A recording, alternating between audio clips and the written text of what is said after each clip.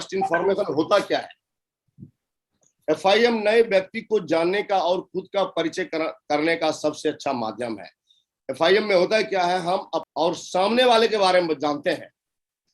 FIM एक ऐसी प्रक्रिया है जिसमें हम अपने नए एसोसिएट के साथ रिश्ते बनाते हैं। रिश्ते बनाना भी बहुत जरूरी है।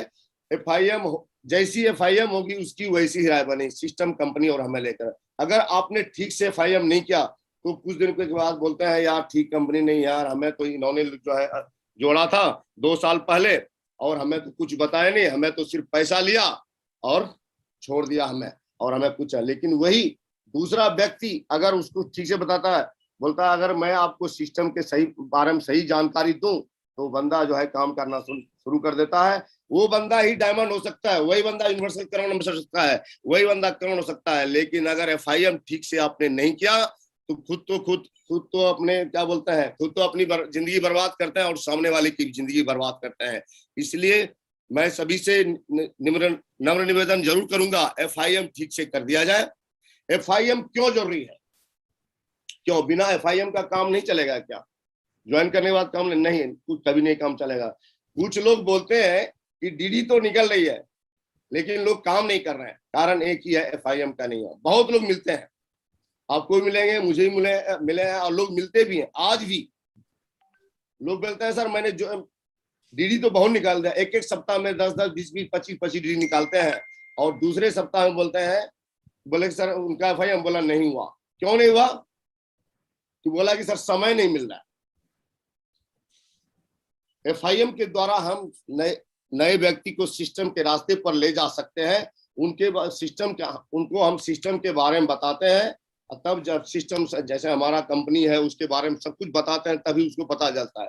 लेकिन कुछ लोगों का कहना है इतनी दूर कौन जाएगा। कुछ लोग बोलते हैं सर मेरा तो छत्तीसगढ़ से डीडी आया, मेरा तो बेंगलोर से डीडी आया, मेरा तो दिल्ली से आया, कोई बोलते हैं मेरा पंजाब से आया, कोई बोला चंडीगढ़ से आया। लेकिन सर इतनी, बोला एफआईएम क्या, बोला नहीं क्या, बोला सर इतनी दूर कौन जाएगा। लोग दोस्तों डीडी वहां से दे सकता है तो एफआईएम भी वहां हो सकता है। आपने एफआईएम ऑनलाइन, डीडी आपने ऑनलाइन लिया, उसको बताया, उसको जोड़ा, तो क्या एफआईएम नहीं हो सकता है? एफआईएम हो सकता है, जाने की जरूरत ही नहीं है। इसलिए एफआईएम करना बहुत जरूरी है। डीडी देकर ही लोगों को भूल जाते हैं, समय बीत जाने के बाद व्यक्ति निगेटिव हो जाता है। डीडी ले लेते हैं, कुछ लोग आते हैं और बोलते हैं हमारा तो काम हो गया, 1000 का चेक बन गया और बहुत खुश हो जाते हैं, उसका एफआईएम नहीं होता है।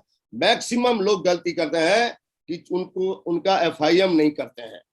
आज ज्वाइनिंग हुआ, अगले 24 घंटे के अंदर में उनका एफआईएम होना चाहिए। अगर आपने एफआईएम ठीक से कर लिया तो कभी भी बंदा निगेटिव नहीं हो सकता है। मैं लिख के दे सकता हूं। अगर आप एफआईएम क्यों जरूरी है, जिस तरह छोटे बच्चे को देखभाल की जरूरत होती है वैसे ही एफआईएम की जरूरत होती है। जैसे एक नवजात शिशु होता है, आपने सुना होगा, जब नवजात शिशु होता है उसको 24 घंटे के यानी जन्म होते ही उसको टीका लगाया जाता है। क्यों लगाया जाता है?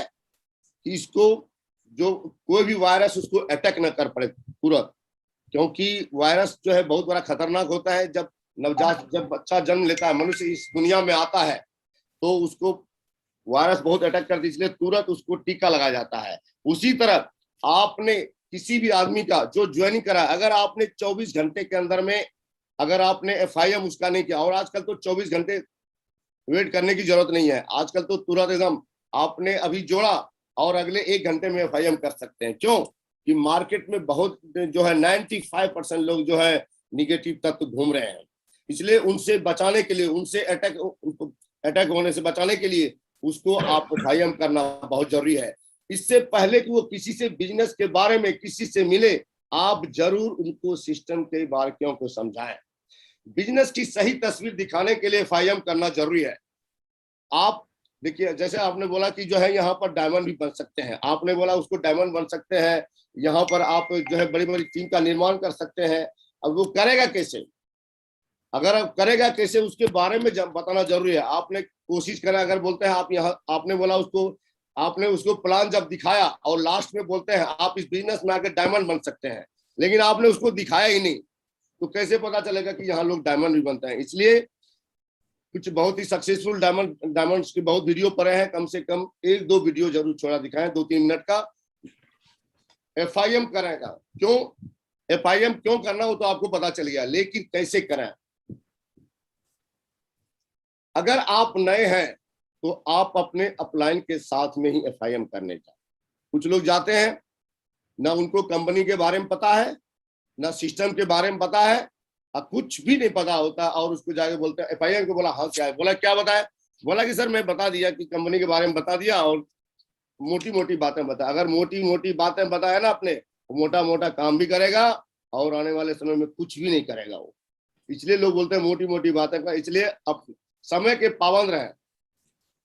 आपने उनको बोला है मैं 11 बजे आऊंगा, तो आपको 11 बजे 5 मिनट पहले पहुंचना है। लोग क्या करते हैं, 11 बजे बोलते हैं और उसको 4 बजे जाके मिलते हैं। दोस्तों, बोला जाता है जो इंसान समय की कदर करता है, जमाना उसकी कदर करता है। इसलिए समय ही बहुत पाबंद रखना बहुत जरूरी है। और समय की अगर कीमत समझ जानना है, अगर जानते हैं अच्छी तरह, महागुरु नरसिंह अग्रवाल सर ने बताए थे कि जो है समय की कीमत क्या होता है।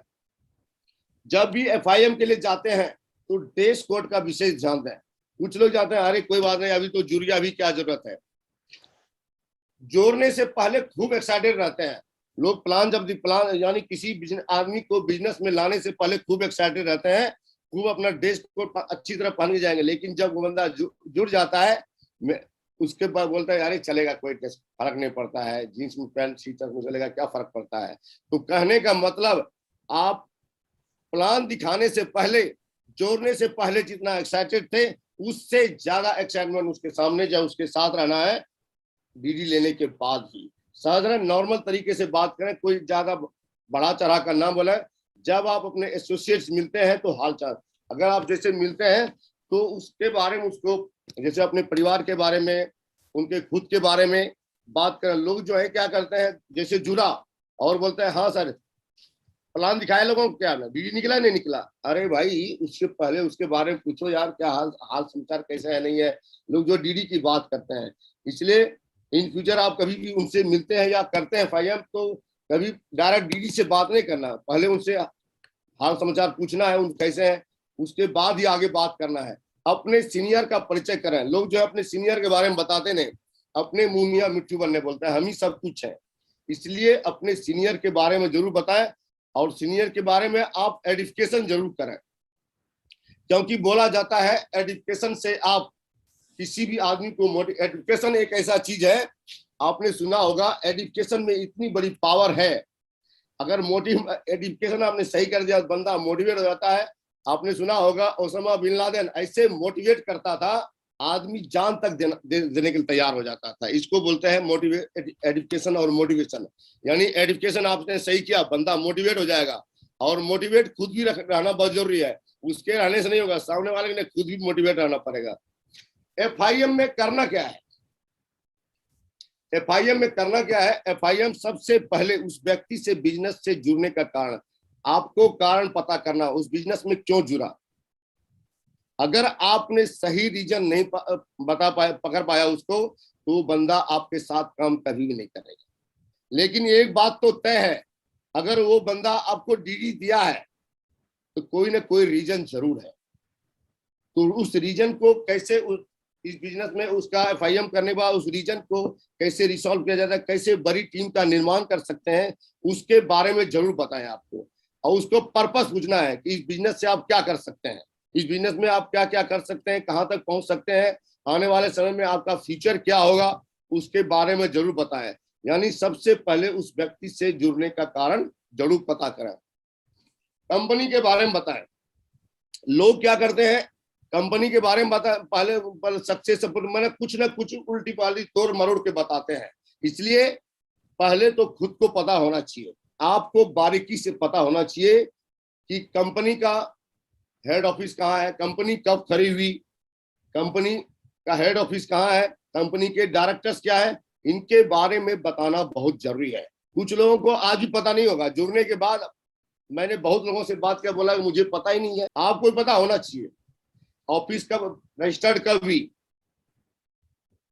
कंपनी की डील कब रखी गई, कंपनी के कितने डायरेक्टर्स हैं, इसके बारे में बताना बहुत जरूरी है। इसलिए मैं बार बार बताना चाहता हूं कि FIM ठीक से करें। अगर आप FIM ठीक से नहीं करेंगे, वो बंदा हो सकता है डायमंड शो, और डायमंड आपके हाथ से निकल जाएगा। और कंपनी के बारे में निगेटिविटी, इस काम नेटवर्क मार्केटिंग के बारे में गलत धारणा बना लेते हैं। इसलिए बहुत जल्दी है उनका FIM करना।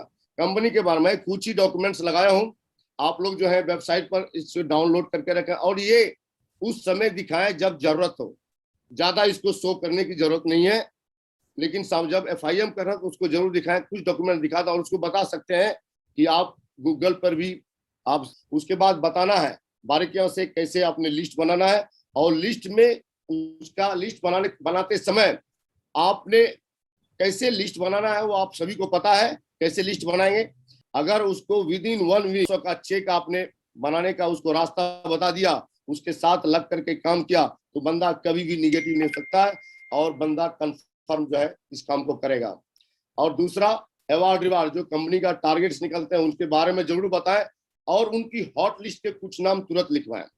देखिए हॉट लिस्ट क्या होता है, हॉट लिस्ट कुछ लोग सोचते हैं कि घर वाले ही होते हैं, हॉट लिस्ट घर वाले ही नहीं होते हैं। घर वाले जैसे रिश्तेदार के रिश्ते, चाचा मामा ताऊ फूफा फूफी, यानी ब्लड रिलेशन होता है। और आप हॉट लिस्ट पर बहुत बड़ी टीम का निर्माण कर सकते हैं, बहुत लिस्ट का निर्माण कर सकते हैं।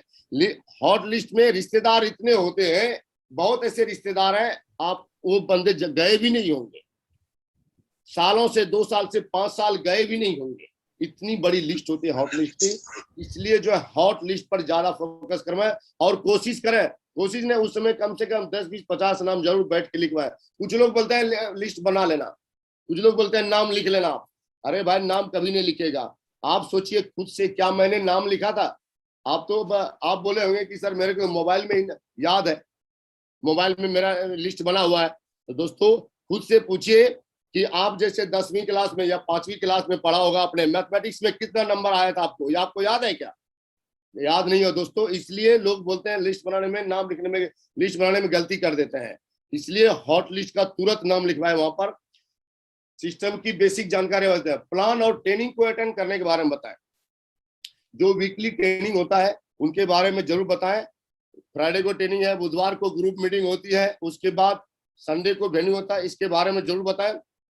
और जूम जो आजकल जो है जूम मीटिंग्स में बहुत बड़ा काम कर सकते हैं, उसके बारे में बताएं, और कोशिश करें उसी समय उसको जूम ऐप इंस्टॉल करवाएं। टूल्स का प्रमोशन करना बहुत जरूरी है, सिस्टम के द्वारा रिकमेंडेड किए जाने वाले टूल्स को ही प्रमोट करें। जैसे कि टूल बोला जाता है, टूल्स के बिना बड़ा व्यवसाय करना असंभव है, उसको बताइए। जैसे फॉर एग्जांपल जो है 5 फीट का गड्ढा खोदना है, तो अगर चम्मच से खोदेंगे नहीं खुदेगा, गैती से खोदना नहीं खुदेगा, लेकिन अगर एक JCB से खोदेंगे तुरंत हो जाएगा, सेकंडों में हो जाएगा, मिनटों में हो जाएगा। उसको टूल्स का अहमियत जरूर बताएं। आप उसको मोची वाले का उदाहरण दे सकता है। मोची 200-300 रुपया कमाता होगा दिन में, लेकिन वो भी कम से कम 1000 रुपया का टूल्स रखता है। तो टूल्स के बारे में बता सकते हैं आप, बिना टूल्स का काम नहीं हो सकता है।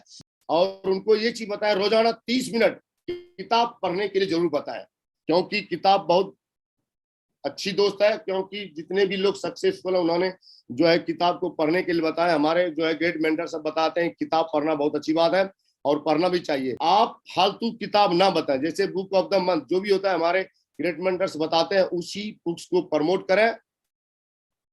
Thank you. और मैंने एक ही चीज सोचा, भगवान कृष्ण जी बोलते हैं कि जगत क्या यही जगत का रीत है, यही कृष्ण का गीत है, मन का हारे हारे मन का जीती जीत है।